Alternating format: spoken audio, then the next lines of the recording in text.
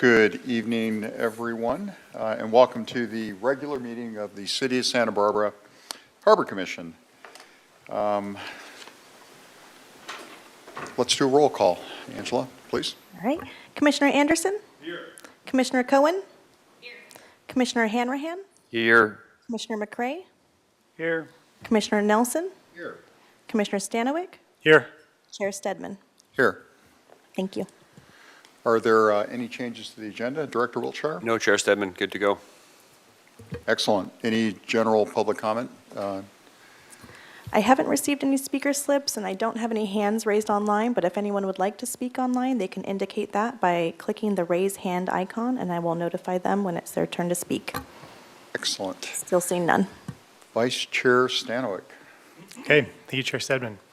Yeah, we had a lot of actually work groups who met over this past month. And yesterday we had a great meeting with the budget work group.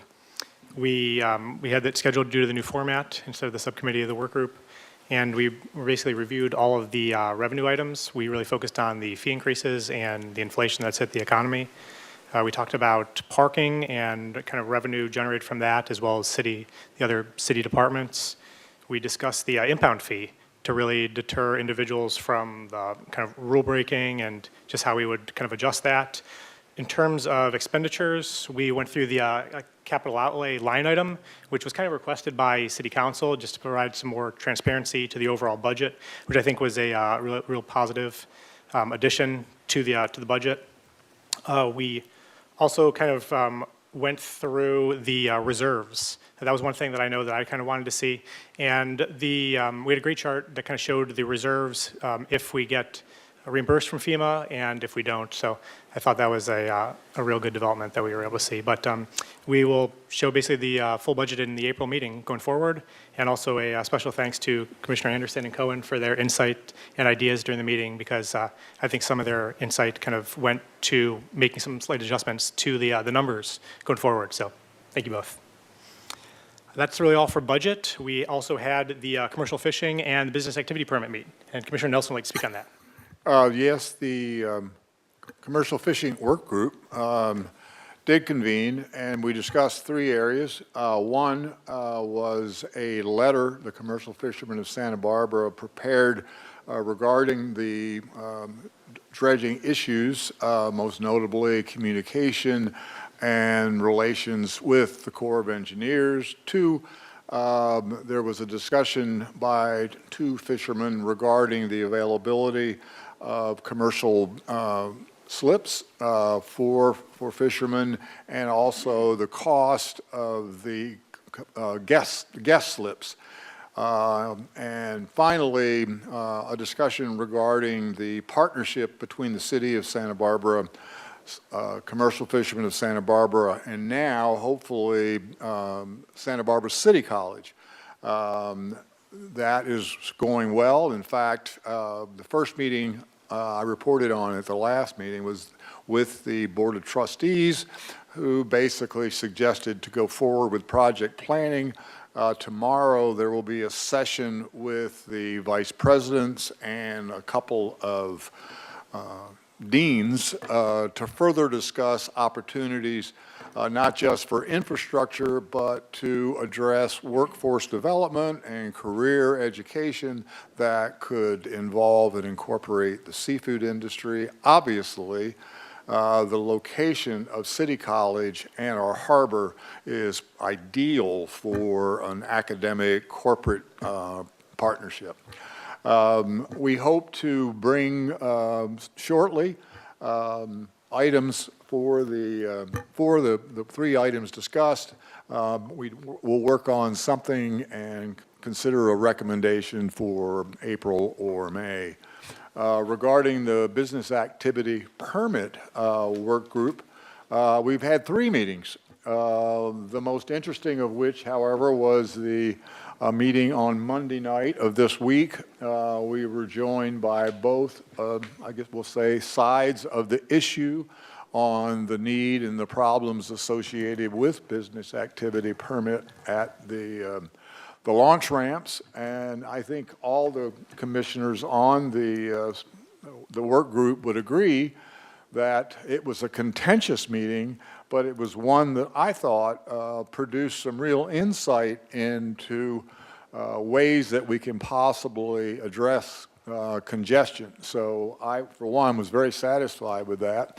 And most satisfied, however, was with Caesar's help. Everybody was, I said, contentious and was emotionally engaged, if you will, in the dialogue that was taking place.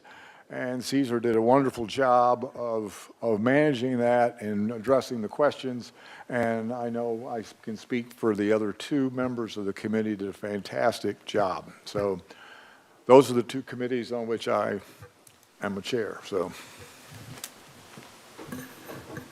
Great. Thank you, Commissioner Nelson. Also, the cruise ship subcommittee, cruise ship subcommittee did meet, and Commissioner Hanrahan will speak on that. Thank you, Vice Chair. Good evening, fellow commissioners, waterfront staff, and the public.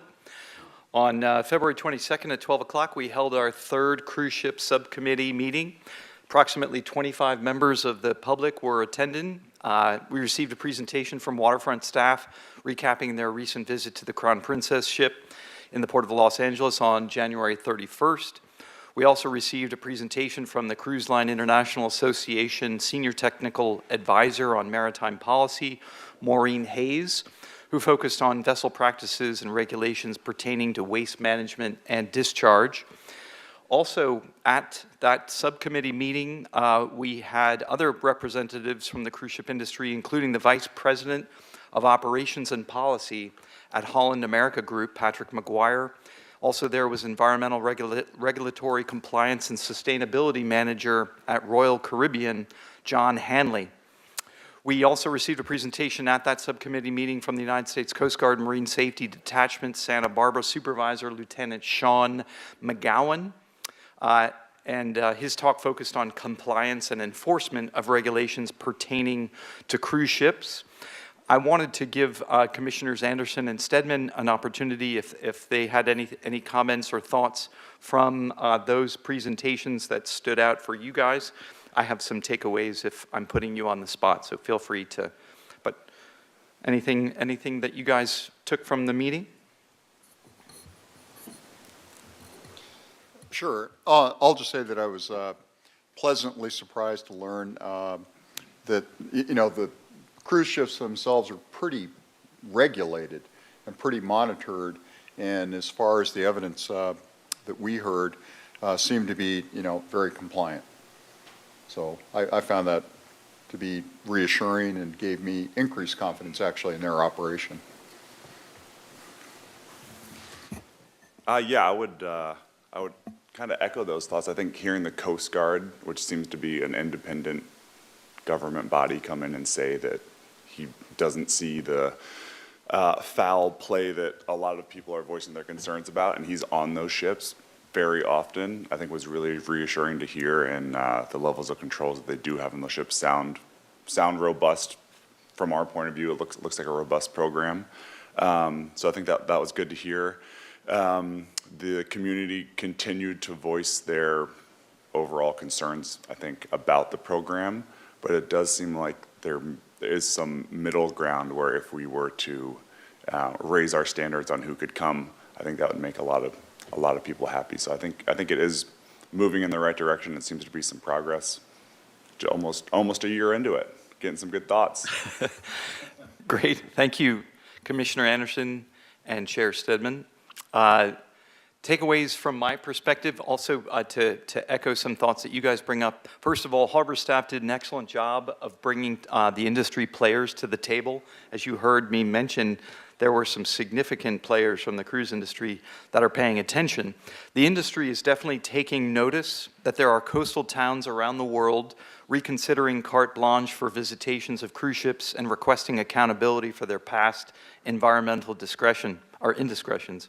I asked the lieutenant from the Coast Guard how many incidents off of Santa Barbara he has seen in the 8 years that he's been in his position, and he frankly said none. Ships are largely complying. There are a few bad apples in the industry. Technology is being brought on board. Cruise corporations are reluctant to spend more than they must to comply, so adoption has been slow. In my view, we should incentivize the industry with Santa Barbara as the carrot. If you want to anchor off our coast, you'll need to abide by some more stringent rules. Accidents happen. Discharge is not likely to, Chair Stedman's point, discharge is not likely to come from devious penny pinchers. If it occurs, it's likely to be an accident. The wrong valve turned or button pushed that allowed for a massive spill or black water or oily bilge effluent. So how are we to mitigate the risk of possible accident? We need to work with the most reputable players in the industry, those that have proven they can be trusted with the health and safety of our coastal community. A worst-case scenario would be a grounding off the coast or the Channel Islands. I think of the 2015 Costa Concordia disaster, where the captain misjudged a drive-by of the Italian coastline to impress his girlfriend and ran aground. 33 people died. The area was despoiled by oil. The parent company of Costa is Carnival. I agree with the pilots that dialed into the commission months ago. I think it's a good idea for us to consider putting pilot on board these ships when they're transiting the Santa Barbara Channel, incoming to anchor off of our town for the possibility of ships running aground. On to public comment. I wanted to take a moment to summarize a few of the public comments because I feel that these people that come to our subcommittee meetings are taking time off from their work, and they deserve for people to hear their perspective. Maria Cunningham spoke out against cruise ships, she believes we should protect the Channel Islands from cruise ships. Molly Pearson was also against cruise ships. She felt that our speakers may have had some vested interest in, obviously, the cruise industry. She wondered if we could get presentations from a specialist in marine life. Ted Morton from Channel Keeper requested annual inspections of cruise ships, public access to that information. He recommended that, he also suggested that accidents can happen. He brought up the $40 million action against Princess Cruise Line, which was as a result of deliberate pollution of the seas and intentional acts to cover up. Of course, there were 12 public comments. Of the 12, 10 were against further cruise ship visits, or at least tempering down cruise ship visits, and 2 were in favor of cruise ship visits. Jamie Dimond and James Tennant, both speaking out in favor of having the cruise ships continue here in Santa Barbara. James makes the point that very small percentage of our CO2 comes from cruise ships, and he believes that there's a balance between shutting everything down and being as safe as possible. Commissioners, once again, I encourage you to consider the Sanctuary Advisory Council recommendations regarding the waterfront cruise ship program. That letter from the SAC remains on the website for your further review. Lastly, the next quarterly meeting of the Cruise Ship Subcommittee is TBD. It will be scheduled for sometime later, early this summer. Thank you very much. Great, thank you, Commissioner Hanrahan. Also, we appreciate the synopsis of the public comments. I think that's always very helpful for us to hear everybody's opinion. So thanks for providing that. Okay, I think that's all for the work group and subcommittee reports. Does anybody else have anything to speak about regarding work groups or subcommittee? I have a very quick question for Caesar or Director Wiltshire. What is the financial stake for Sea Landing? Do they, what's their transaction in this process, the cruise ships arriving? Yeah, Chair Stedman, Commissioners, Santa Barbara Landing acts as our kind of receiving entity for the cruise ship, so they do receive, I believe it's roughly $10,000 per ship visit, so it's not insignificant, and that's for them to provide all the services they provide. They kind of manage the site security, provide the space. Their lease space is what's used to onload and offload passengers, and so they're paid directly by the cruise lines to do that. And as one of our tenants, we subsequently see 10% of that so it's kind of a trickle down of a little bit more revenue to the waterfront department as well that they pay us in the form of rent. Thanks. One more. On the cruise ship. One more question. So you mentioned that you strongly urged the commission to consider adopting the Channel Islands Marine Sanctuary language and recommendations. And I guess my question is, if your committee is comfortable with that, why isn't it an item before us to do that? Just, Thank you for that question, Commissioner Nelson. It's my understanding that staff is currently in the process of putting together their thoughts on that, presenting to the subcommittee their thoughts on that adoption of those bullet points, part of the Sanctuary Advisory Council. So currently, our subcommittee is awaiting that input from staff. Thank you. and I don't know if it's appropriate now or during commission and staff communications, but as we can tell, all of the work groups are active. And as outlined by City Attorney Duemas, it's sort of the groups meet, they formulate a recommendation, and they bring it to the full commission for consideration.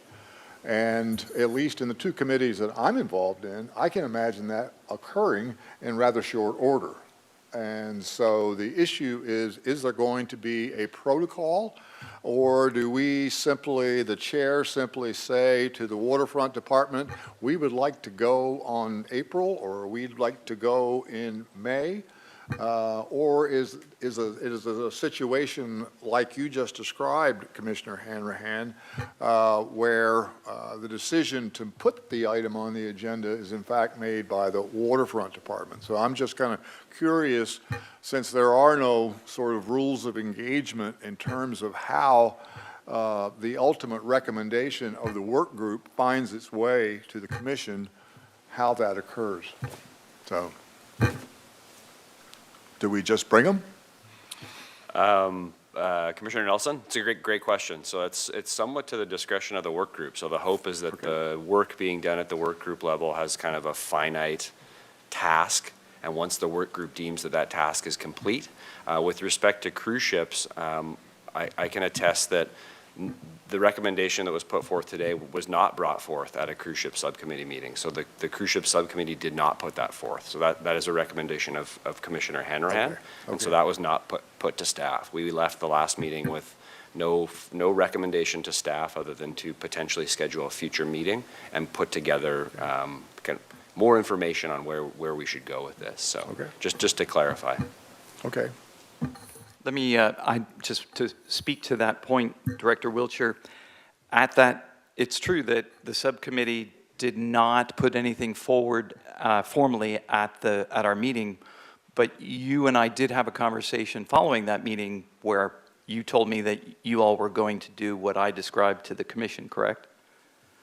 We did not discuss forwarding the recommendation of the Channel Islands National Marine Sanctuary. We did discuss that staff is compiling all of the information that's been discussed, all the inputs, and we will, at some point, once we feel we've gathered enough information, then we will bring it back to the Full Harbor Commission for their opinion and ultimate action. Okay, that seems to be a bit different than I recall our conversation, but it's neither here nor there. I think that we're in a position here tonight where I would be happy to put forward a recommendation for the full adoption of the Sanctuary Advisor Council recommendations, but I know that that's Yeah, not possible yeah, because it's this not is- on the agenda. Exactly, perfect. I recognize that. That said, maybe we can table it for our next meeting.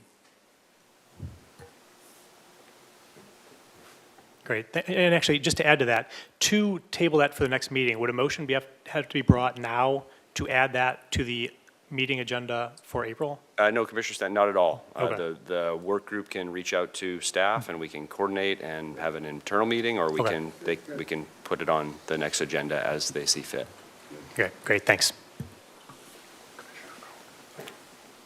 Commissioner Cohen would like to speak. Oh. Okay. All right, I think that's it for the subcommittee and work group. Any other speakers? Okay. And we can move on to the consent calendar. All right, excellent. Angela, can you read the items on the consent calendar, and then we'll entertain a motion? Item number 1, approval of the minutes from February 16th, 2023. Item number 2, proposed lease amendment with AirTouch Cellular, Inc., doing business as Verizon Wireless. Thank you. Would you like to make a comment now? Okay. I just have a question on the, when I was reading through the minutes, I recalled that motion number 2, which was brought by Commissioner Anderson, was to make sure that the language for our agenda items would allow us to create a work group. And I didn't see that reflected in the agenda. Am I right or am I wrong in that? I don't know. Maybe that's just a, Commissioner Cohen, I recall that occurring. The fact that an item is agendized on an agenda gives you guys the authority to form a work group and kind of move forward with handling that item and discuss it freely. And so I don't think we need to call out the actual action of, we can now form a work group with every item. You sort of have that authority by the fact that the item is on the agenda. And so that can be an action that you can take. You can deliberate on an item on the agenda and say, there's more to this than we need, so let's form a work group, and that is totally okay under the agendized item. Am I hearing you correctly, or am I missing it? yeah, that's my question. I just didn't know if we needed to, I mean, normally in order to have any action, because I assume we would have to vote to start a work group, but maybe I'm wrong on that, that I would think that that language would need to be included, but I don't, if you're telling me it doesn't need to, then I'll take you at your word. And I can follow up on it, but if you look at council or past Harbor Commission agendas, most actionable items just say Harbor Commission can take action as necessary, and so that gives you the authority to I see. take an action during that item. Okay. Whatever that action may be. Thank you. That's very helpful. There actually is a motion that is mentioned on there, and it kind of touches on that. It's motion number 2. I guess my question was just, Angela, was did we actually make a change to the agenda based on that, or did we not need to? And what I'm hearing is that we didn't need to, that we can, yeah, I did see the motion on there. Okay.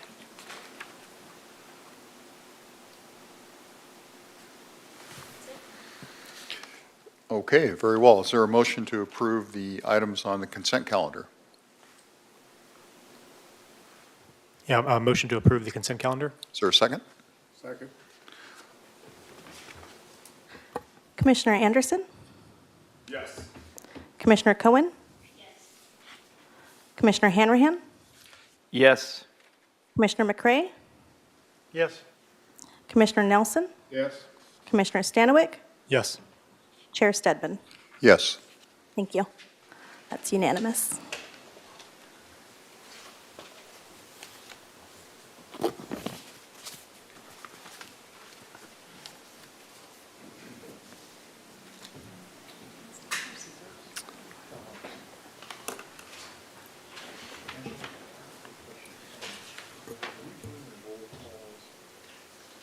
Because we have the option to attend the meeting virtually, so we don't have to do that. All good.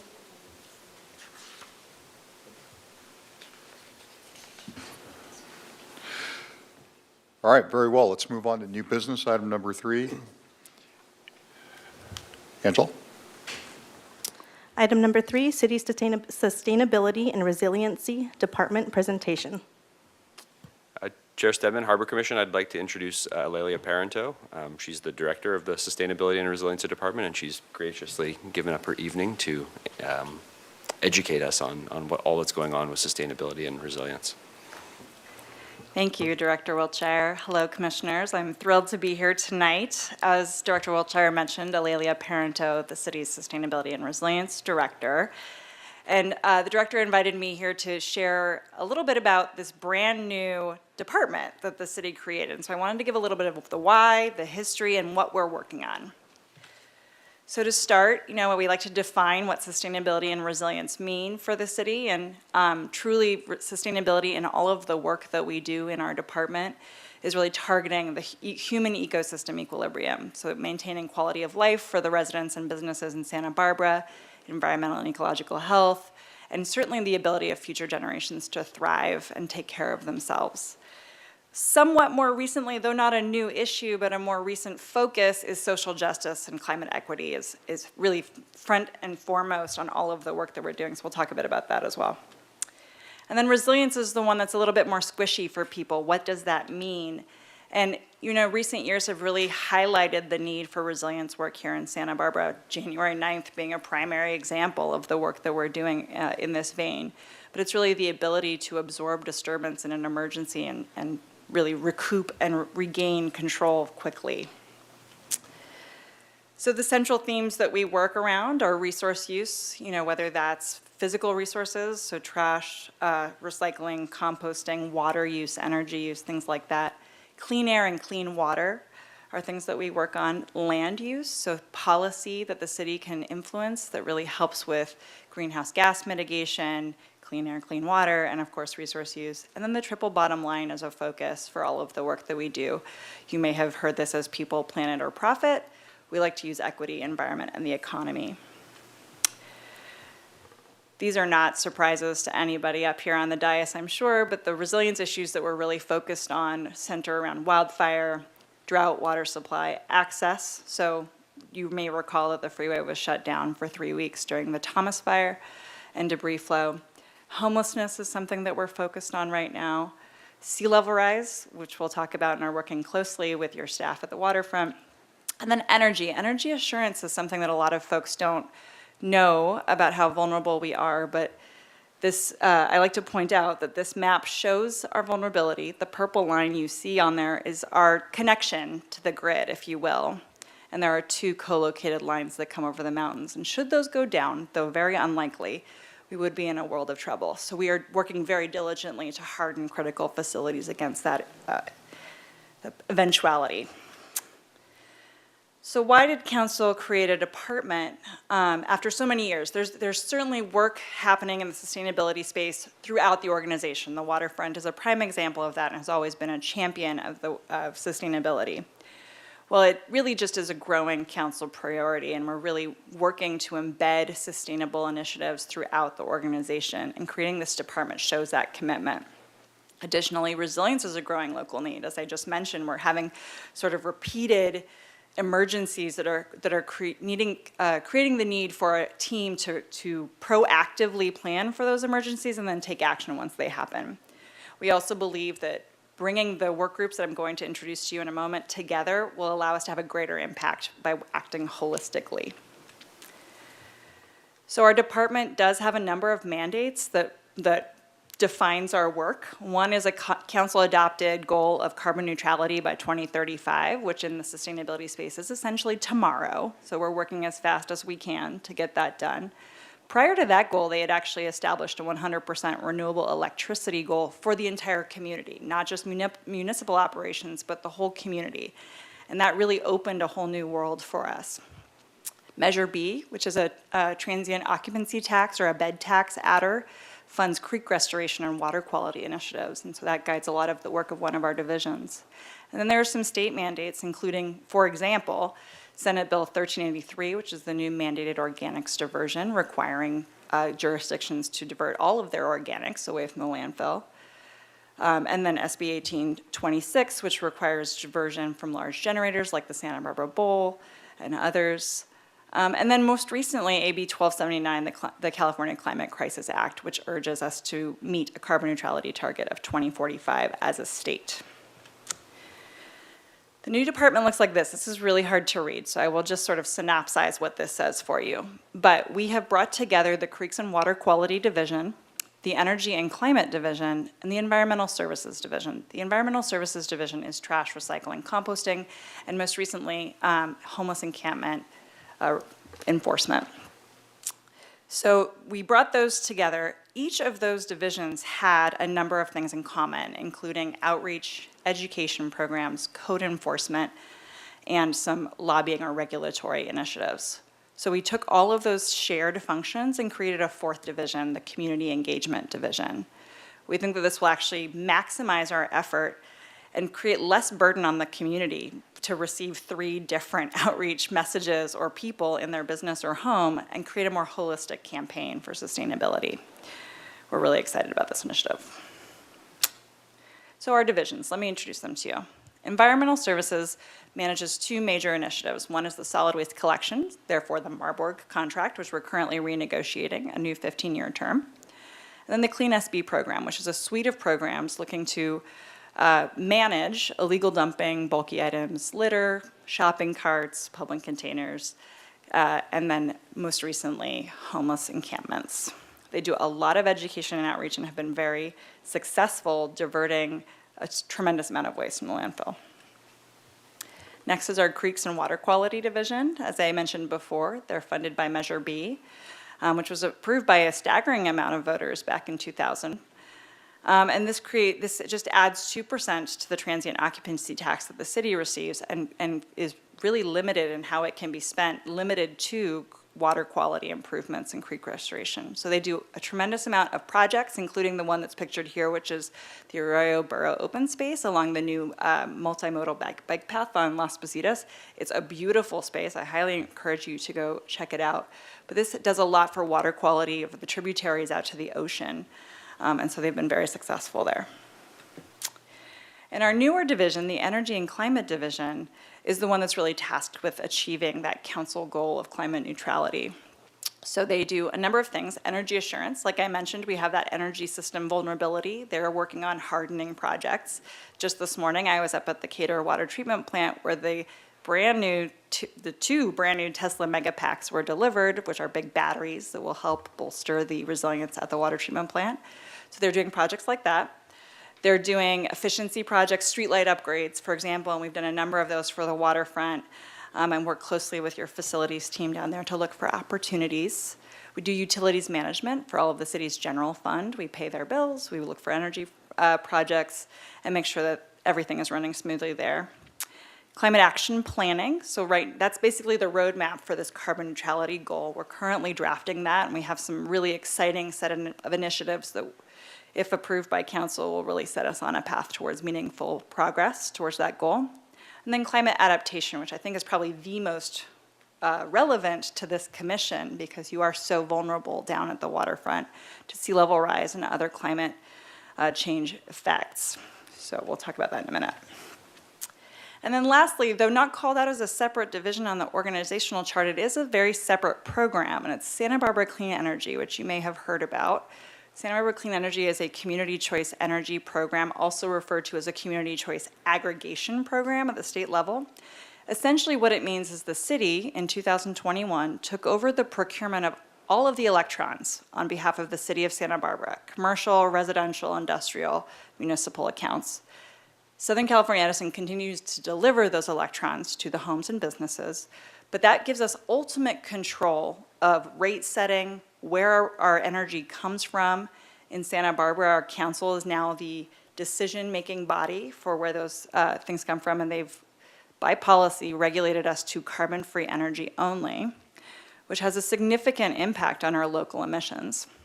But as I mentioned, we did not take over the poles and wires. This is a common misconception. Edison continues to maintain those, and it's sort of a nice partnership between the two organizations. What this allows us to do is take any surpluses from the operations of the program and invest them directly into our community. Prior to the launch of this program, any surpluses that Edison received would be distributed territory-wide and actually very infrequently invested in Santa Barbara. This allows us to really keep the money local and invest in our climate goals here. So, what are we doing at the waterfront? I have a long list here, and I would love to discuss these with you, but we are working on some energy assurance projects with Mr. Adair here, looking at installing some solar on some waterfront buildings. We are challenged by battery installations at the waterfront because of the sea level rise impacts, but are looking for opportunities there. We are working on some electric vehicle charging installations down there as well as the city fleet electrifies, but also the residential and commercial vehicle transition to electrification. We see this as a growing need. We are currently reviewing RFP responses to some sea level rise adaptation work that we're going to do, that we've received some grant funds to do some harbor planning for future sea level rise impacts, and so we'll be working with the staff at the waterfront to implement that. Continuing to look for energy efficiency opportunities and developing climate-related policy. For example, we would like to proactively plan for things that happen after an emergency. For example, the rock revetment that needed to go in very quickly. We want to have some potential solutions before we get to that crisis point, right? And so we're going to be working with staff on that. We assist with permitting and emergency response for things like that revetment.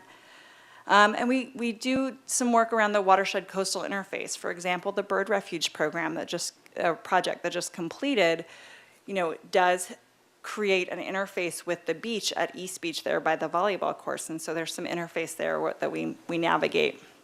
And then from our environmental services group, we've done some enhanced and proactive waste management and litter cleanups along the waterfront to make sure that it stays as beautiful and pristine as we'd like it to. So that was a very high-level synopsis of all the work we're doing, but I wanted to make sure I left some time for questions. And if there's anything that you would like me to go into more detail, I'd be happy to. Commissioner McCray? Yes, I'm really happy to hear that you are taking this, that the city is taking this on. I've often considered our water situation here, and it seems like by the time we get enough water, it's actually too much. There is no event, no season where we've gotten enough water that we haven't also declared a disaster. So moving forward and looking for solutions in that regard, and providing some resilience to those times when we actually do get enough water to supply us through several years, it usually is 4 or 5 years, is a really laudable goal. And my hat's off to the city for doing that.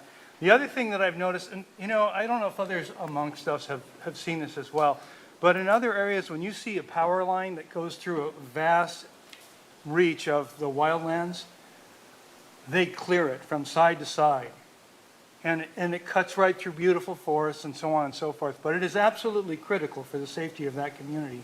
And when I go up into the Santa Ynez and look where our power lines come over the top, and thankfully there's somebody who's willing to generate power for us and take that environmental ecological hit, all that chaparral just as thick underneath the power poles generally as it is everywhere else. And taking a good, hard look at that and the costs of maybe clearing that out, coupled with the potential benefits of lowered risk, I think is another really laudable goal. So thank you. Commissioner Anderson? I've got two questions. Is it possible to go back to slide 7 by chance? Can you speak a little bit on the SB 1383 mandated organics diversion, just the benefits of the program, why it's enacted? I'd love to have a little more. I would love to speak on that, Commissioner Anderson. And also, the way that we're achieving it is actually pretty unique in Santa Barbara County versus a lot of other jurisdictions. So you may recall that a decade or so back, we implemented a commercial composting program. If you own a restaurant, you can have a yellow bin, and it is commercially composted. And so that was sort of a pilot for organics diversion. And the reason why it's important to keep organics out of the landfill, not to get too esoteric, is that landfills are anaerobic. There's no oxygen once you seal them. And what happens in those closed cells is that bugs called, that are anaerobic will eat those and they burp methane. So it is the largest anthropogenic source of methane, other than cows, in the country. And so the state took action and said we need to make sure this stays out of the landfill. There are a number of ways to achieve that, and there are sort of thresholds that you have to meet. And most places achieve that by creating residential composting programs where you would have an additional bin and you would keep your organics aside and it would get collected through an additional route. Santa Barbara took a different approach and created the resource center up at the Tahigas landfill, which is called a Dirty MRF, Materials Recovery Facility, that takes everything. Basically, their organics go in the trash just like they always have at your home. And it is a hyper advanced sorting system. It's truly worth a visit if you get a chance, where all of the organics, or a significant amount of them, are removed from the trash stream and put into an anaerobic digester. So a giant, it's very unimpressive. It looks like a giant garage that is sealed up, creates methane, and powers the plant. We have, just by creating that facility, met our SB 1383 mandates, which is not, it was expensive, it was a big investment countywide, but it is way easier for the community to then meet. So really, it's a greenhouse gas emissions. Solid waste used to account for 4% of our local emissions in the city of Santa Barbara. With the Resource Center, it's gone down to below 1%. Thank you. That was exactly what I was looking for. My last question is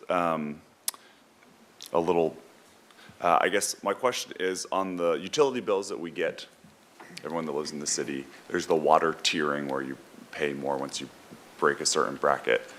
Is that staying in place even with obviously all the water we've been getting? Is that something that comes and goes, or is that a fixed feature? That's a great question, Commissioner Anderson. That will stay in place. In fact, you're seeing that trickle over to all the utilities. Energy is the same. You may have heard of time of use pricing. And using the tiered structure helps create behavior checks for not overusing energy. And so it's been really effective since in place. I do see that staying in place. What is happening on the back end to protect the rates is things like the desal plant was able to turn off for 2 months because we have sufficient water. That is a tremendous operational decrease in costs. They were able to do maintenance that was much needed. And so that will then trickle over as rates are set into the future and be factored into that revenue requirement. Thank you. Commissioner Nelson? Yes, on sea level rise. I recall a presentation by Melissa Hetrick, I believe it was, and she described the magnitude of the problem in billions of dollars. Billions to adapt, to correct the problem, billions to clean up the mess if we don't do anything. So my question was, well, what's the approach going to be, and how will it be funded? And is that now going to be your responsibility, or will it remain planning's responsibility? Or somehow, I mean, I know that the Waterfront Department put $125,000 in their budget, which was great and a noble thing to do. but it's really a drop in the bucket. So how will you approach the bigger problem? And is that yours, funding, part of your bailiwick? Thank you, Commissioner Nelson. I'm pleased to say that Melissa Hedrick is part of my team now, so luckily she's working on this problem to this day. And she also warned me that this question would probably come up. So I was prepared. It is in our shop, and we are fortunate that right now the state sees it as a big problem. There's a tremendous amount of funding. We've secured $3 million already, have $10 million in applications in place, and even though that's a drop in the bucket, when you're talking about billions, it gives us some space to do some work, right? To do some planning, to really assess the problem and make sure we have a clear sense. When she was talking about the billions of dollars too, there's the thresholds of sea level rise, and we're looking at a 100-year horizon. So we have a little bit of time. And we're trying to start with the grant funds that are available. We've been very successful getting those. The sea level rise adaptation plan that she put together and presented to you has been really helpful. It's the first of its kind in the state to this day, and really has helped us get a lot of funding. So I anticipate we get a lot of the initial high priority projects funded through outside sources. And then, we would never look to the waterfront to fund a $30 million harbor rebuild. We would probably outsource that funding, right? Whether through bonds, through, if it were in a disaster, emergency funds, or longer range grants. So are the funds now that you have been able to secure, is that like OPC, Coastal Conservancy, state funding? Because I'm aware of the infrastructure funding that the federal government is bringing in. Some of the programs that the Economic Development Administration and Transportation Program are literally millions of dollars, and I'm wondering if that's part of your scope as well, or you're trying to solve the planning issues or the design issues with state money, but go federal for a larger allotment or allocation. Yeah, Commissioner Nelson, it is an iterative process, right? First, Yep, we need to okay. know what problem we're solving for, and so that's where we are today. Okay. The sea level rise adaptation plan looked globally in terms of the city, looked city coastline wide, and now we're honing in on, okay, we have a problem at the harbor in 100 years. How do Okay. we address that? And so the Coastal Conservancy is who our funding is coming from right now. They have $370 million allocated throughout the state by region, and so far we're the only city in our region That's good. to apply for and receive funding. We are being very aggressive with our proposals to try and get more and more of that money. Honestly, the problem right now is capacity. We don't have people to do the work, and so we're working on that as well. Okay. And then into the future, we're tracking the Inflation Reduction Act very closely. The measures, the infrastructure measures in there actually center more around energy assurance and electrification, and so we're applying that where possible everywhere at all of our city facilities, but we will continue to look for opportunities, absolutely. Okay, thank you. Commissioner Cohen? Thanks. Thanks for a wonderful presentation. When you look at the items that the city is going to have to address in order to be carbon neutral by 2035, which, like you said, is tomorrow in this world, are there issues that you particularly see within the harbor that would impact that? And particularly, how are they going to be, or how would the cruise ships be factored into that equation? I have some additional slides that I'd like to show you. I can't remember how many slides I have, so I'm just going to go through them all. Here we go.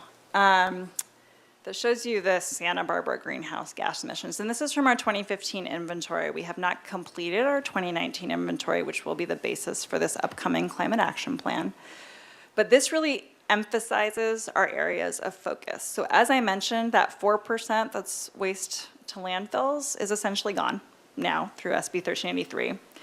Leaving us 40% that's building energy use and almost 60% that's transportation-based. So overnight, when Santa Barbara Clean Energy launched in 2021, we eliminated half of that yellow pie because we only provide carbon-free electricity to 96% of the city of Santa Barbara. The 4% are the ones that either opted out or have what's called direct access. So we halved that piece of the pie in half. That leaves us with natural gas use in buildings and then transportation. So we're really focused there, not only at the waterfront, but everywhere.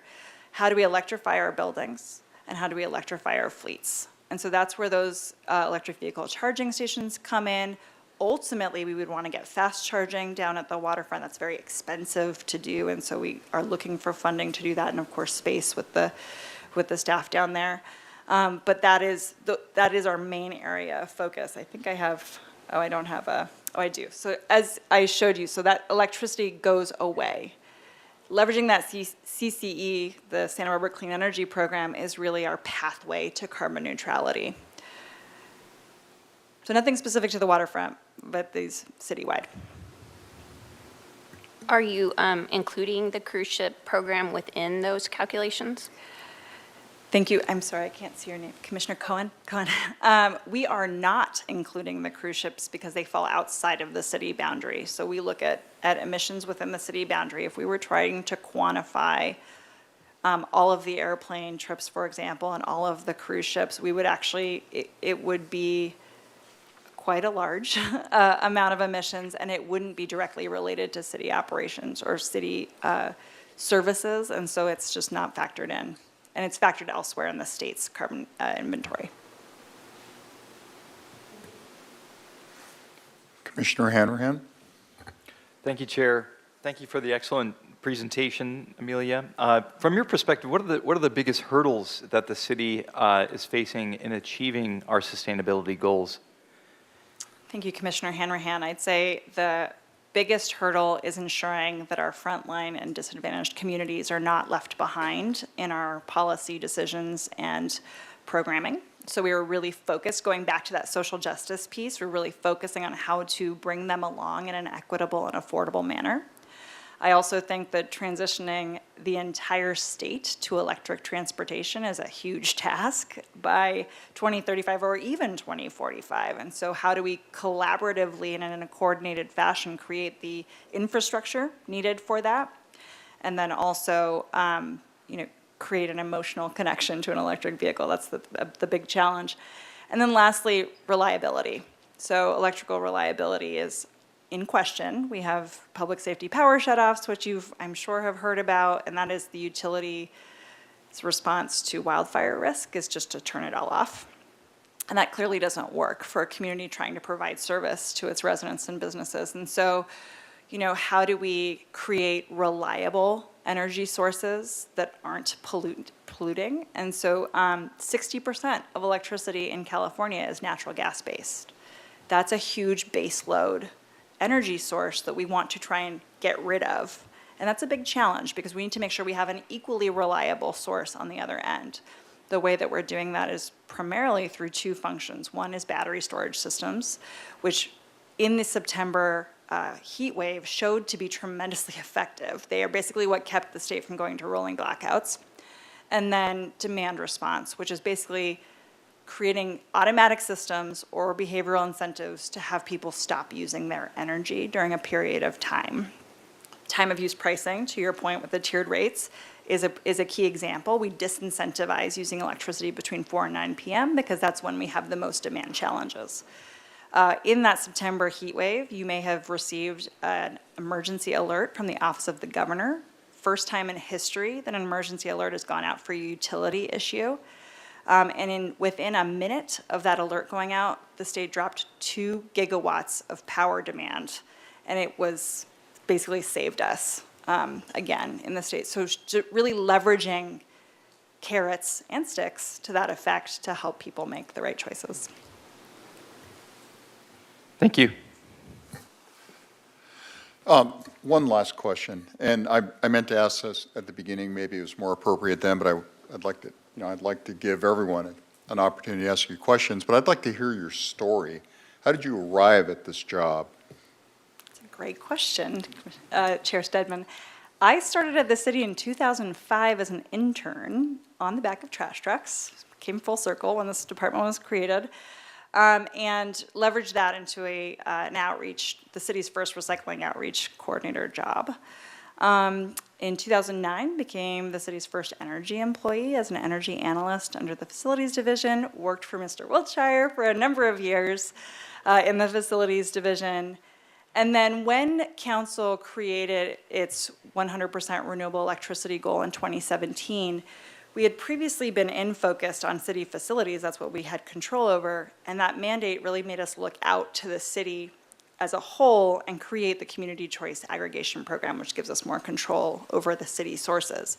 So that is really the impetus for creating the energy and climate division.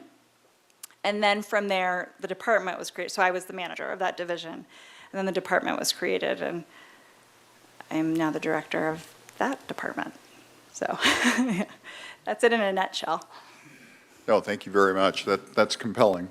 You started on the back of a recycling truck, is what you're saying. I've done it all. Excellent. Thank you.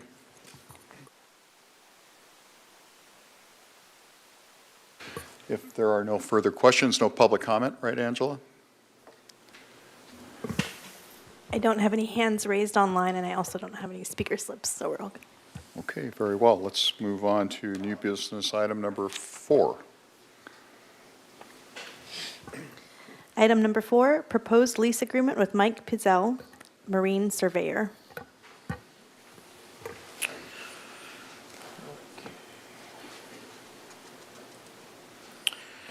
Good evening, Chair Stedman, Commissioners, and members of the public. My name is Cesar Barrios. I'm the Waterfront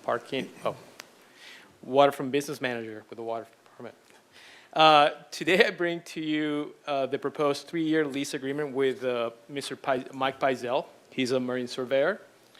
Mr. Pizzell has had this office on the 2nd floor of the Marine Center building since 2008.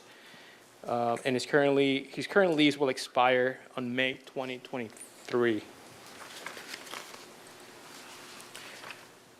Here's the diagram of the 164 square foot office space located on the 125 Harbor Way Suite 23 building. It's on the 2nd floor, right above the Harbor Market on the south side of the building. Mr. Pizzell has over 30 years of experience in marine survey and consultation.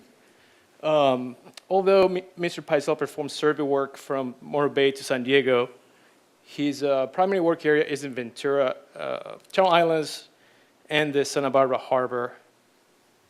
He has been a tenant in good standing since He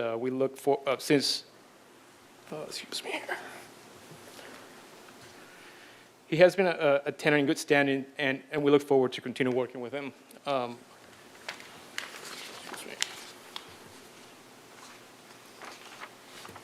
Let me get my notes in order. Here you have the proposed lease terms. So there is a 3-year term. The base rent is $560.85 per month, 342 cents per square foot. The percentage rent is 6% of the gross receipts, and the cost of living increases is adjusted based on the consumer price index. That concludes my brief portion of this presentation. Are there any questions?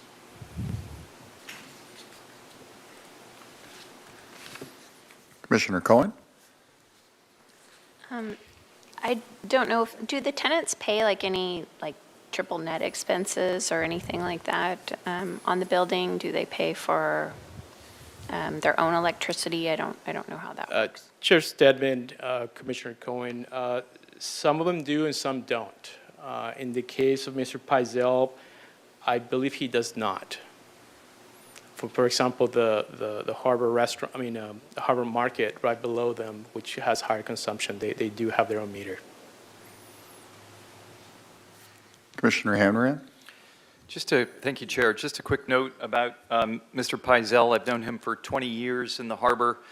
He is truly a fixture on the docks, extremely knowledgeable about the Channel Islands. He's forgotten more about navigating the Channel Islands than I'll ever know. He's an excellent person to have wandering the waterfront, and I think it's a great idea to continue his lease. Thank you.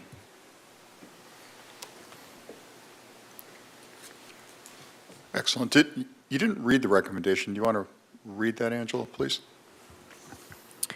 Recommendation that Harbor Commission review and recommend City Council approval of a 3-year lease agreement with Mike Pizzell, a sole proprietorship, at an initial base rent of $560.85 per month for the approximately 164 square feet of second-floor office space designated as 125 Harbor Way, Suite 23. I would like to make a motion. Is there a second? Second? All those in favor? Aye. Yes. Yes. I think it should. All those opposed? Are there any abstentions? All right. Chair Stedman, just to confirm, did we get an affirmative from Commissioner Nelson? Yes. Okay, thanks. Okay. Just making sure. Very well. All right, so that looks like it unanimously gets recommended. All right, we're ready for item number 5. All right, that's me. That Thanks, is Chair you, Stedman. Director Wiltshire. Thank you, thank you. And for anyone tuned in, I'm Mike Wiltshire, Waterfront Director. My portion will be very, very brief. Next slide. So first on the list, cruise ship season has begun again. So our spring cycle began as of yesterday. So this photo was actually taken yesterday morning. Discovery Princess arrived and found a brief window in the weather to come visit Santa Barbara. We have, go to the next slide, Caesar. So with our spring program, there's 10 cruise ship visits scheduled between March 15th and May 17th.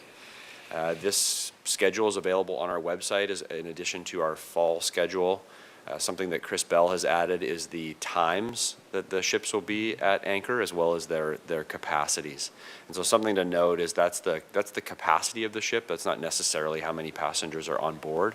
We don't receive their manifest until the day before or day of, and so this is the capacity of the ship. Typically, they're sailing below that capacity.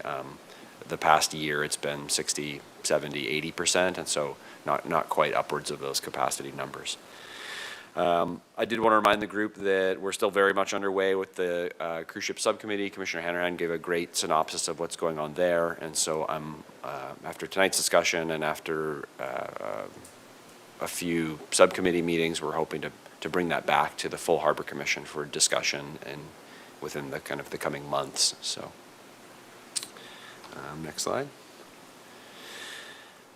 In other news, so some of you may have been aware over the last year or so, we'd been coordinating with the Navy and the local Santa Barbara Navy League for the potential for the USS Santa Barbara, which is a naval combat ship, to visit Santa Barbara.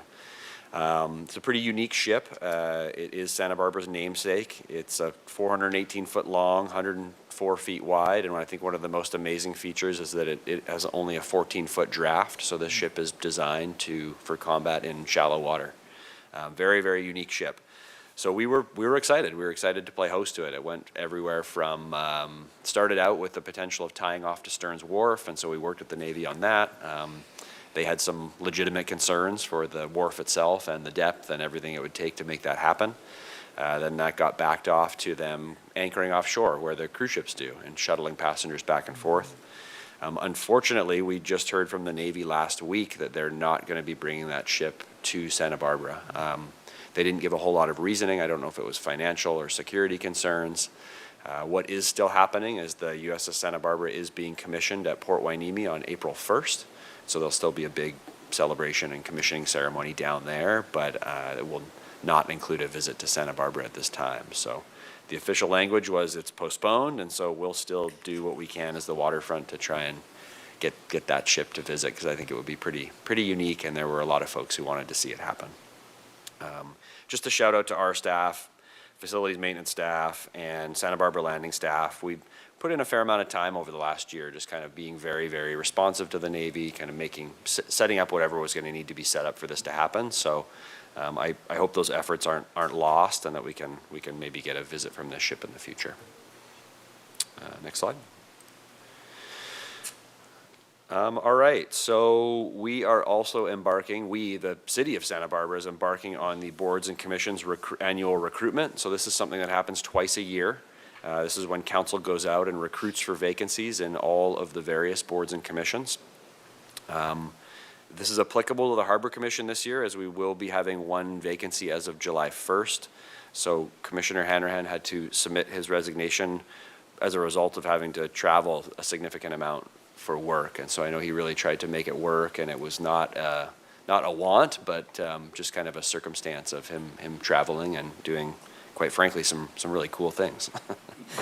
So he'll certainly be missed. He will be able to serve on the commission until July 1st. So, but with this in mind, we wanted to take this opportunity to advise this or advertise this recruitment window. So new applicants are able to submit applications as soon as March 21st. Once applicants are all received, they will all interview with council, kind of ranging between May 23rd and June 13th, and council will make appointments on June 27th. So ultimately, if you know of anybody who wants to serve on the Harbor Commission, if anybody has any questions, they can reach out to Waterfront staff, they can reach out to me.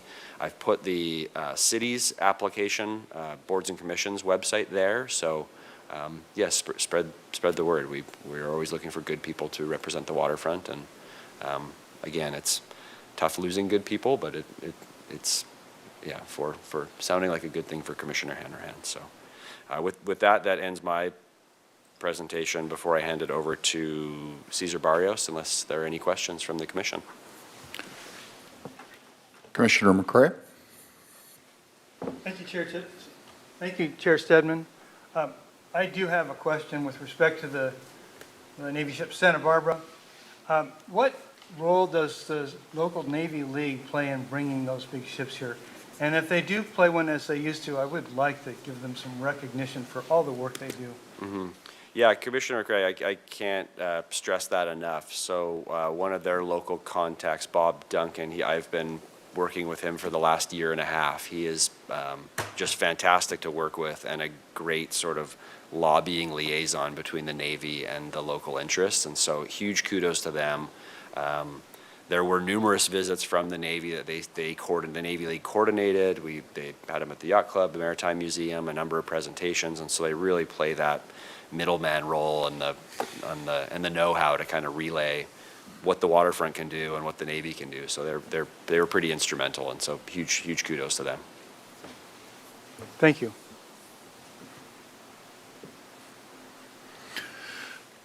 Okay, if there aren't any further questions, we will move on to item number 6, the Business Services Report. Good evening, Commissioners. Just wanted to update you on I have a brief presentation, very brief actually, on our new parking supervisor. Following a successful recruitment process, I'm pleased to announce that Nicole Tellis, as our new parking supervisor, her first day was February 27th, this past month. Prior to joining the Waterfront team, Ms. Tellis worked at UCSB Santa Barbara, where she served as an associate business manager, parking analyst, as well as an operations assistant for the last 6 years. Before that, she worked in parking enforcement, also at UCSB. She has a notable experience in parking management, including procedures for large-scale special events, policymaking, operations, technology, and personnel management.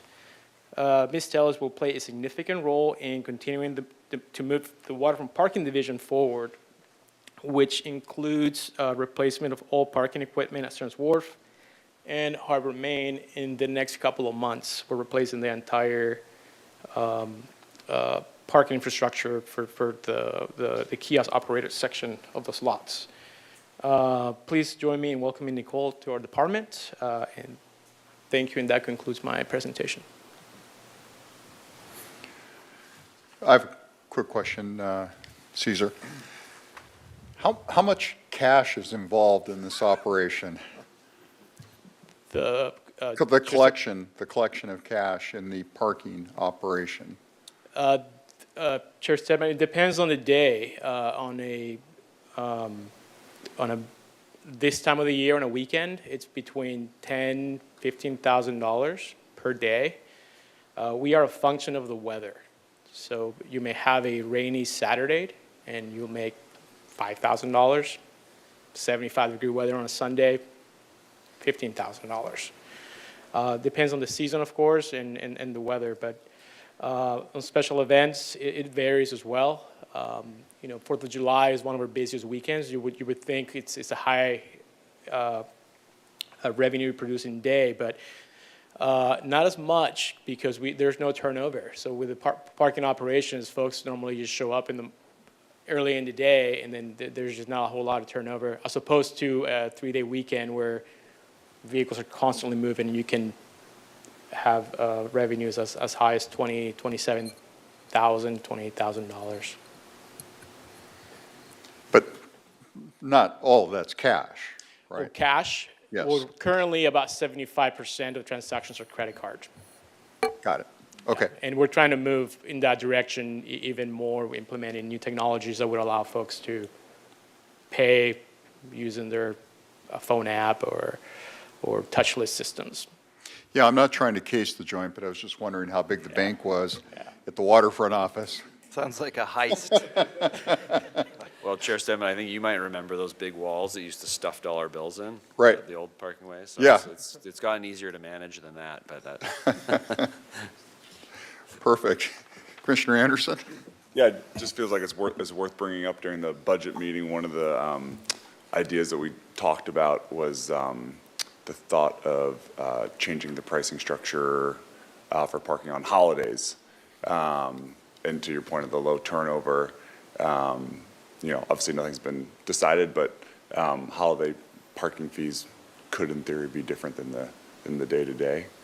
And just wanted to bring that up.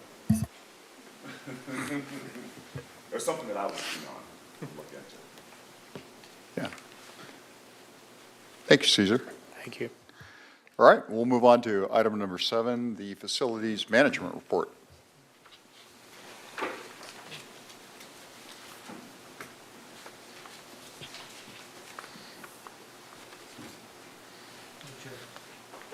Hello, Chairman and Commissioners and the public. My name is Brian Adair, Facilities Manager at the Waterfront.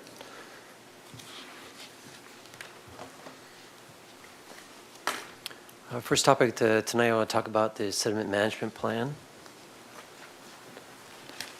The sediment management plan is something that's governed by the California Coastal Commission, and it falls under a coastal development permit. And this permit, called the sediment management plan, incorporates activities that we do on the beaches in the harbor. So it includes a sand berm that we build every year for storm prevention, storm drain outlets on the beaches, placement of lifeguard stations, beach grooming and beach contouring, beach modifications for fireworks safety, and auxiliary harbor dredging.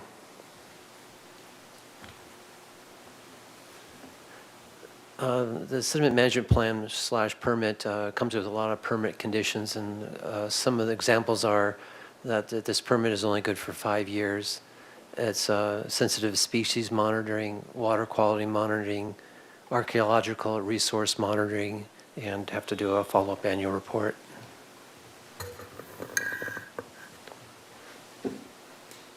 Any questions on the sediment management plan?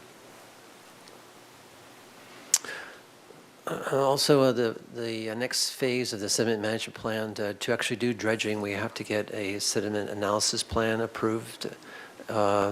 And we're going back to that panel on this March 24th with actual data on the type of material that we're pulling out of the harbor and where we're going to place it and make sure they match, and there is no chemical concerns of transporting that material from one place to point A to point B. Next topic is waterfront projects, just a little awareness. This evening I'd like to talk about 3 projects, the personal loading ramp, rehabilitation, Marina 2, restroom remodel, and a commercial area improvement. Out on Stearns Wharf, there's a gangway that goes up and down and allows passengers to get off cruise boats and paragliding and water taxi. But It's remotely controlled, so it goes up and down, allows passengers to debark at that location. So the rehab that we did, we replaced the cables in the winch, and then the cables that go around the landing of the gangway. It's called a sling, and some bracing underneath we retrofitted. We also included an audible strobe light warning system so that when people use the gangway remotely going up and down, it warns people that it's about to move, and it's just a safety enhancement. The contract was issued to Kone Crane for $10,652. Again, the scope of work is replace the hoist cables, inspecting the overall mechanism, replace landing sling cables, and replace undercarriage cross brace. After scheduling, rescheduling, and working with our tenants, we finally completed the project in December, and it's a good place to be. Next project to be proud of is that we finally were able to complete the renovation of Marina 2 restroom. Our new project manager did this project, and turned out really nice. Some of the items included in the scope of work were new plumbing and fixtures, new floor, wall coverings, make it the restroom ADA compliant, installing a new electrical meter panel, new electrical heaters and LED lighting.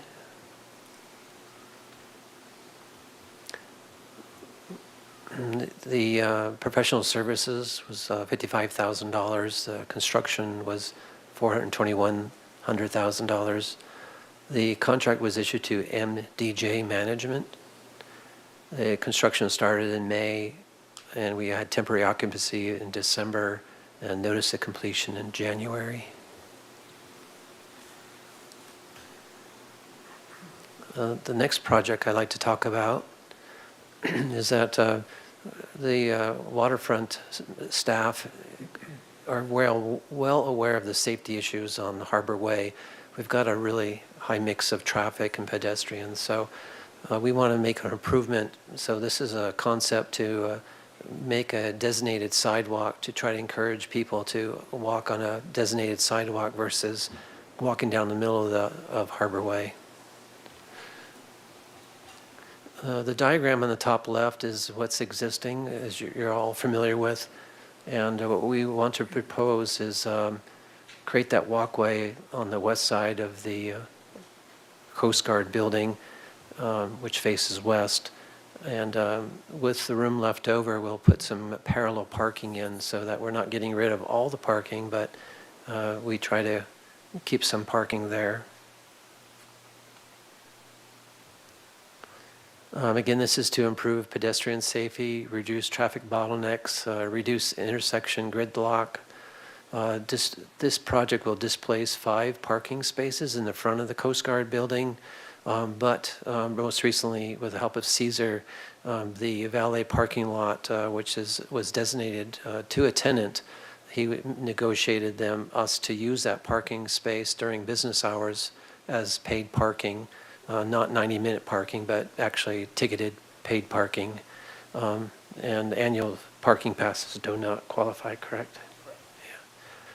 Yeah. So that generated 13 spaces. So by giving up 5 spaces to improve safety, we feel confident that we're not taking away parking, that we're kind of keeping the status quo, but just different type of use.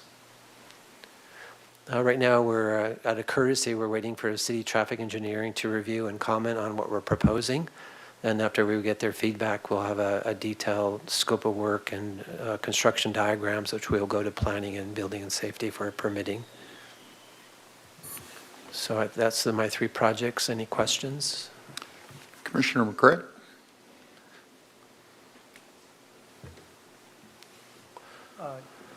Thank you, Chair Stedman. Yeah, I do have a question.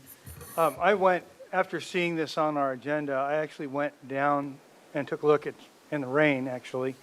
And it occurred to me that there's a walkway between the buildings there and an ADA compliant ramp that leads right directly towards it across the valet parking lot. I wanted to ask if that, as a way of ingress and egress was considered, because it looks like it's actually safer in that it's farther away from traffic, and it would cost us a lot less to implement and save 11 parking spots. Yeah, that's been a opportunity for us, and we've talked about that and reviewed that. And I did create a walkway from the fish market to that alleyway, and people just don't go there. They don't see it. They don't feel safe. I use it all the time, but I don't. If it's not convenient, if it's not a direct line of sight, I think people will continue walking down the road. People are very hard to change habits, so we've got to develop an environment that leads them, guides them, encourages them to do the right thing. So I'd like to use that space that you had recommended more. Just I don't have a way of teaching or guiding people to use it the way they should. You know, unless we have somebody monitoring that pedestrian traffic and help guiding them that direction, I think it might work. But with the amount of tourism that we get, people aren't familiar with what options they have when they're enjoying the commercial area. Yeah, I was just thinking that perhaps a little striping, some signage, and landscaping could really help. I know there's several generators that are along that way that are nicely kind of boxed up. There's plenty of room, but they probably are discouraging. Yeah, it's going to take us time, hopefully not too much time, to do what we're proposing. So maybe in the meantime, we could experiment with your suggestion. And those boxes in that alleyway, I think they're just storage boxes. I don't think they're generators, but they belong to the Coast Guard, and we'll see what we could do to maybe relocate them so that we open that space up more and do what you say. Maybe we can encourage it. Great. Thank you for considering it. Either way, we're going to have to encourage people to do the right thing, so we can try it. Commissioner Hanrahan? Thank you, Chair. Manager Adair, thank you very much for your presentation. And this proposed sidewalk getting through Harbor Way, I think, is mission critical. Every time I am in that area and either driving or riding my bike or walking, it's brought to my attention of how difficult and dangerous that space is. So I think this is a very important project. My just anecdotal impression is that it seems when people are walking in the through area, in the drive area, they don't seem to be aware that there are vehicles that will be coming either at them or from behind them. I don't know if signage would help, like watch for cars, but it does seem visitors are unaware of the risk that they're in when they are walking, sort of willy-nilly down the center of that roadway. So anyway, thanks very much. I was going to bring this up to someone eventually because it is dangerous in that space. And I keep thinking, how do we work with so many different types of vehicles that are going through there? It's such a busy area. Kudos to the waterfront for even trying to figure it out. Thank you. You're welcome. Commissioner Cohen? It's good to hear your perspective as someone who's down there, because my question is actually, have there been accidents? It sounds like this project is in the name of safety, and so I'm just wondering, have we had issues? Have there been accidents down there? What's the situation currently? My personal opinion is that I haven't heard any accidents. And that I'm sure there may be a long-term history, but I don't have that. Maybe Eric may have some background. He's been here a lot longer than I have. Yeah, and Commissioner Cohen as well.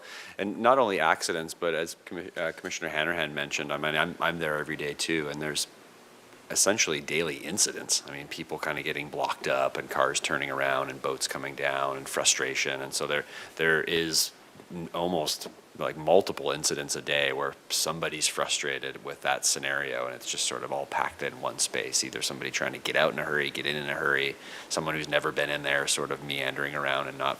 So I think we're lucky that there hasn't been any incidents, but it is definitely sort of a. But there hasn't been an accident or anything that we're not aware of in that area? Not that I'm aware of. Okay.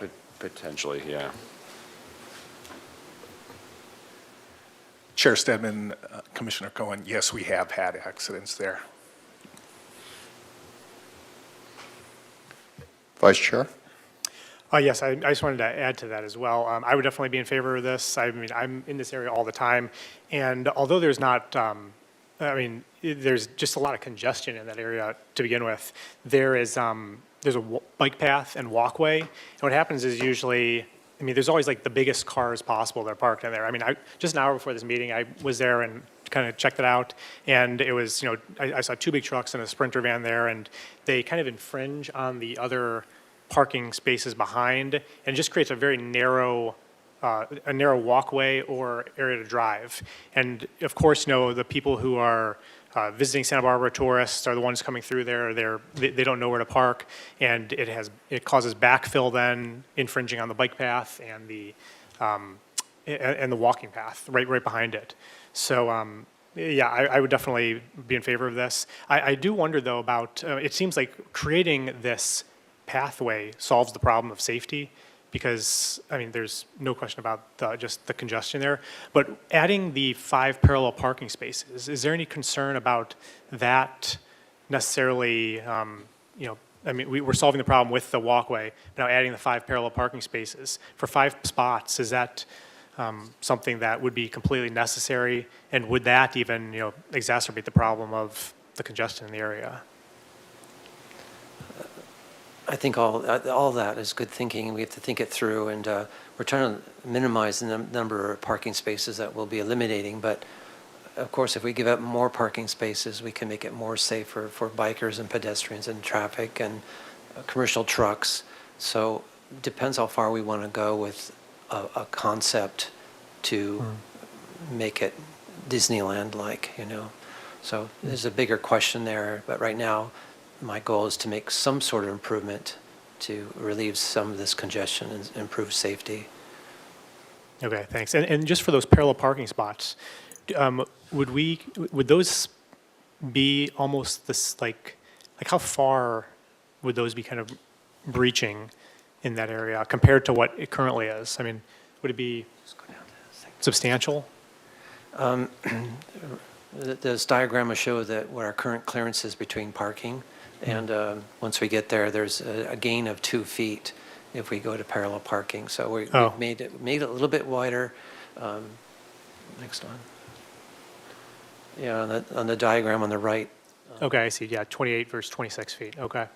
So that's not much, but it's moving in the right direction. So. Okay. All right. Thank you. Commissioner McCray. Thank you, Chair Stedman. If you could move back to slide 11 for me. All right, see, you can see where the yellow line is there.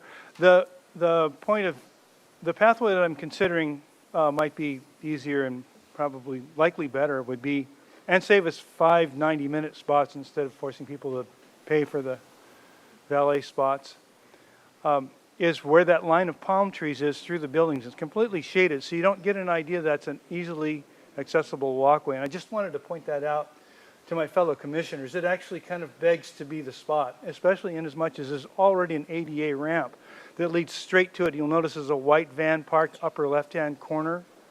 And instead of going through the current landscaping on the left where the yellow line goes, yes. And then if you go straight even further up to the upper left, you'll see that is actually a ramp that's already built there. And so you could run a wheelchair right down that ramp and access that other access way. And that would keep people well away from the traffic. And I'm equally concerned about the loss of those 90-minute spots, just because they are so heavily used as it is right now. The only spots in that entire area that get little use are those that are allocated to the yacht club. Every other spot in there is just, even on that rainy Saturday, there were few empty spots. Thank you. Yeah, I have a quick question, Brian. That area that Commissioner McCray is describing, what's the lighting in there? I think that might be part of the issue. It's just not well lit. Commissioner Chairman Stedman, yes, you're correct. It's not very well lit at night, so yeah. But I think that whole commercial area is could be lit a little bit better, but it's pretty dark along Harbor Way and in that alleyway. So yeah, we can look at that as well, improving lighting. But just training people, guiding people is really herding cats, as I say, is really difficult. It's a great idea. I've thought about it and I want it to work. I just don't know how to make it work. But it's underutilized space. So while we're, again, fleshing out this concept, we can try to do some experiments and guide people in that way. Thank you. Okay, it doesn't look like there's any more questions. Thank you, Manager Adair. So we'll move on to item number 8, the Harbor Operations Report.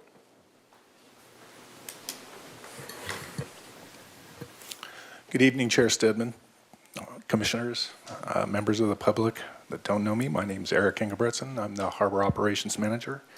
And just a real brief report tonight on dredging. Some of you may or may not know, since 1972, the Army Corps of Engineers has been responsible for dredging the Federal Channel and the Santa Barbara Harbor. The Army Corps operation and work plan list is estimated at $4.5 billion in projects nationwide, of which $3 million were set aside this year for Santa Barbara Harbor maintenance dredging.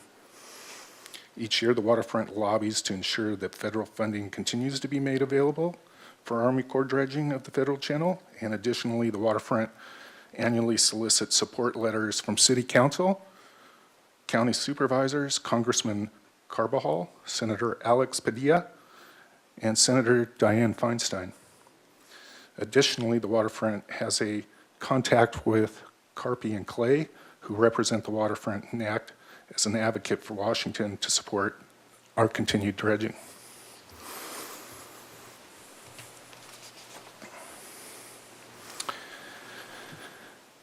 Again, the Army Corps receives funding from the operations and maintenance work budget and is the entity fully responsible for dredging the Santa Barbara Federal Channel. The Army Corps is responsible for all associated permitting, which includes permits with the California Coastal Commission, and acts as the project manager and is responsible for safety and oversight of the dredging contractor. The waterfront coordinates with the Army Corps on dredging, but do not have a contract or agreement with the Army Corps or the dredge contractor. Recently, the Army Corps did award Pacific Dredge a new 3-year contract, and Pacific Dredge just finished removal of 120,000 cubic yards of sand, with another 120 slated for removal in mid-April.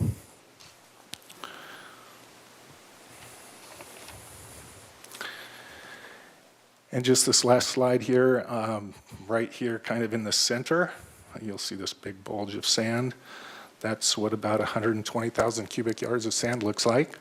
And again, we do have another 120 slated for mid-April, and that has to be accomplished by May 1st due to snowy plover nesting. And that concludes my report, and I'd be happy to answer any questions you might have. Commissioner McCray? Thank you for the, thank you, Chair Stedman. What is a cycle? Is that one of the, the fall dredging is a cycle and the spring dredging is a cycle, or is that an annual amount consisting of the spring and the fall of the in the same year? Commissioner McCray, correct. The cycle is broken up into spring and fall. Those are our cycles. So then it's 240 cubic yards per year then? Correct. Great. And I want to thank you for, once again, for doing this. Not only did we get the 30,000 cubic yards removed as an emergency to open us back up, but you very quickly got us, the Army Corps very quickly got us completely opened up with an additional 120 before the the rest of the winter season set upon us, and I would credit that to keeping us actually open. I think we heard from a commercial fisherman at our last meeting that he didn't think it would stay open without it, or would have stayed open. So thank you.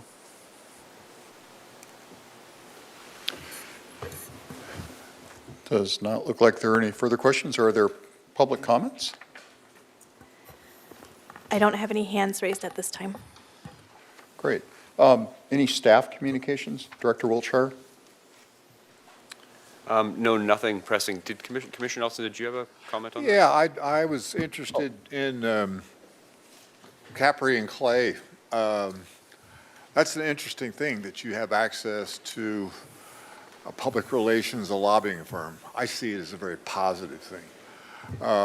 Given the amount of federal money that's being made available to ports across this nation, I'm pretty sure Capri and Clay could tell us a lot, in addition to doing what they do for us in a dredging project. Because I used to work for Ben Clay, who, when I was in San Diego, he was the chair of the San Diego River Conservancy, and they did full service. I mean, they didn't just do dredging and that sort of thing. And I wonder if you guys are involved in the execution of the contract with Capri and Clay.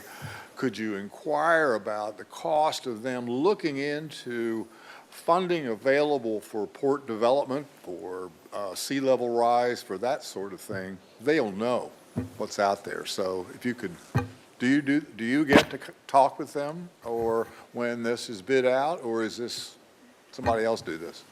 Yeah, no, Commissioner Nelson, we have a direct contact with Carpy and Clay, and so where our contract is for dredging support, Right. so we write a scope of work and pay them X amount of dollars, and they perform that service, and so, but she's very helpful. She's available and has advised us on when the Army Corps will be taking on an appetite for sea level rise type funding, and she is a great sounding board, so there is some flexibility within our existing contract, but obviously, if we want additional service, at some point, they'd probably ask for But I'm just, more I mean, dollars.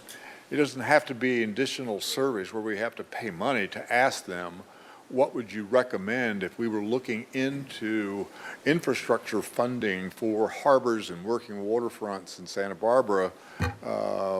What would it take for you to do that? Or have you done it for other clients to just give us a copy? Yeah, they are a business. We can ask them. That's all I would say. And they obviously, if they want more business, they would give you a lot of information. I would think they would be very responsive. That's all, just a passing suggestion, because there's a lot of money out there for ports. When we met with the Maritime Administration of the Department of Transportation, I mean, they have grant programs for multi-million-dollar grants, and for us not to at least look into it, I think might be a mistake. So, just an observation. Yep, apologies, Commissioner Nelson, I didn't That's see. okay, John. I'm used to it. Are there any more staff communications, Director? No, Chair Stedman, we're good. Okay. And how about from the commission? Any comments or communications? I'm surprised Commissioner Hanrahan doesn't have anything to say. Okay. All right, we can entertain a motion for adjournment. So moved. Second. All those in favor? Aye. All those opposed? Abstentions? Looks like adjournment carries unanimously.